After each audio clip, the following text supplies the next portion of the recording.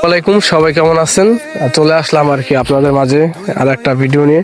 তো রাস্তার পাশে আর কি মূলত ঘরের ভিতরে আর কি মানুষ থাকে। তো তাদের কি অবস্থা বা কি অবস্থা আছে আমরা সেটা আর কি দেখবো, দেখার চেষ্টা করবো। ইনশাল্লাহ আপনারা আমাদের পাশে থাকবেন। কি অবস্থা, ঘরে আছে কেউ? কি অবস্থা, কেমন আছেন? আলহামদুলিল্লাহ ভালো আছেন? একটু সামনে আসেন।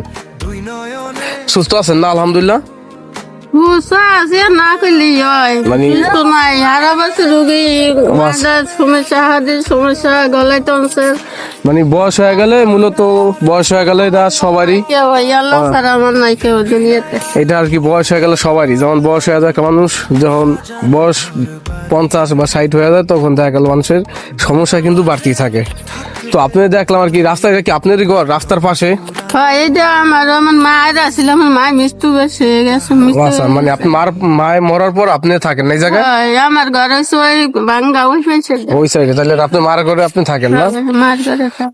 দেখ, সকালে খাওয়া দাওয়া হয়েছে আপনার? না সকালে এখন তুই খান নাই?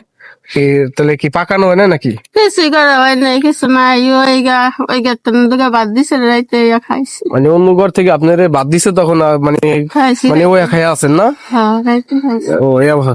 তো আপনারা কি এইগুলো আর কি দেখছেন বা কি বলছে সে শুনছেন যে অন্য ঘরের থেকে সে ভাত আনছে রাত্রেবেলা দিছে কোনো একজন, তারপর আর কি আপনি সে আর কি খাইছে। তো এখন যদি সকালে খায় না, তো আর কি আমরা মূলত এখন আপনারা জানেন যে আমরা মানুষের শীতের পোশাক দিই টুকটাক। তো আমরা মানুষের যদি প্রচুর পরিমাণ যদি সাপোর্ট পাই, ইনশাল্লাহ আগামীতে দেখা গেল এই মানুষগুলোর দিকে আমরা ইনশাল্লাহ খেয়াল রাখবো বা আর্থিক সহযোগিতা করবো আমরা আমাদের দেখা গেল যতটুকু সামর্থ্য আছে বা তার অনুযায়ী।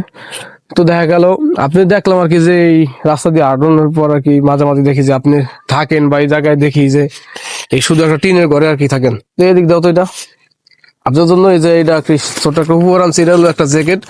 তো যখন আপনি খুশি আছেন এটা পাইয়া? খুশি আছি। শীতের ভিতরে তো অল্প একটু হলেও আপনার উপকার হইব, তাই না? লস্ত হইব না, মানে উপকার তো অল্প হইলে হইব। হ্যাঁ, যেমন এইটা হলো আপনি ঠান্ডার জন্য প্রচন্ড, এখন 11টা 12টা বাজে আছে, তারপর কিন্তু চারপাশ কিন্তু একটু দেখা হতো প্রচন্ড আর কি কুয়াশার দিকে, মানে গেরাম তো প্রচুর পরিমাণ ঠান্ডা পড়ে।